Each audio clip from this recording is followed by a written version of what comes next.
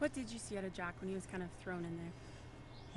Jack did some really good things, and then he did some, he made some errors, and that you see from a guy that just hasn't played a lot of football. And so I think it was a really good learning experience for him. I felt like when he got in there, he gave us a little energy. He does some things with his feet, running the football.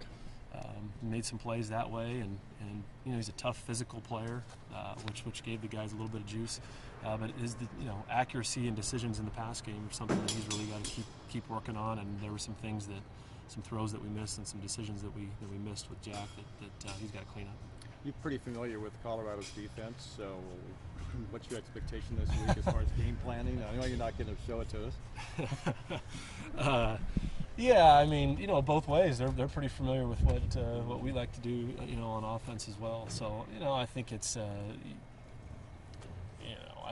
think it's something that there's some things on both sides that you can kind of anticipate, and I think there'll be some wrinkles on both ends that guys, haven't known how you like to prepare and do some things that you got to be ready for. But it'll be a good challenge. I know. DJ Elliott and Coach McIntyre are both really involved in the defensive side of the ball there, and DJ's a great coach, and they've done a really good job on defense, so it'll be a challenge for us. What's the most difficult part about preparing when you don't know who's going to be out there? Just the fact that, the skill sets are a little bit different. You got Jack Coletto is, he can run a little bit and do some different things in the run game with him. And then you got a guy like Jake. If he were to be the guy that doesn't run as well and is a little bit more polished as a passer, and you do some more stuff in the pass game. So it makes it difficult.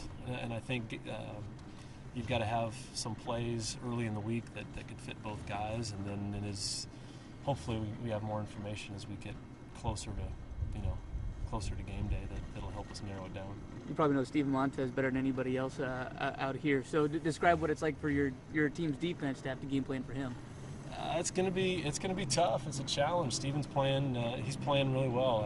I've been excited to follow him and his development, and I feel like you can tell that he's really matured as a player, and he's making good decisions with the football, getting the ball out of his hand, and he's a good athlete too. So if things break down, he can make some plays with his feet, and I've been excited to watch him, grow and develop as a person, because he's an awesome guy, a really talented quarterback. But I hope our defense get after him this week.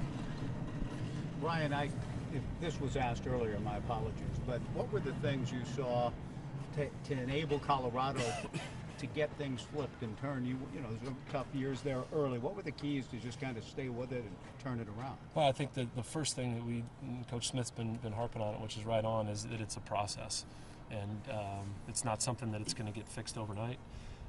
It's a continual process, and it's all the small things on a daily basis, and it's really getting that through to your guys that, hey, these little things, showing up on time, practicing the right way, bringing the right energy, doing stuff in the classroom, off the field, doing the right things off the field socially, making good decisions, all those things, on a daily basis, you stack them together, and over time, you change the culture and you get what you want on the field. And I felt like Coach McIntyre, both at San Jose State and Colorado, did a fantastic job with that, and I was fortunate enough to be a part of it there.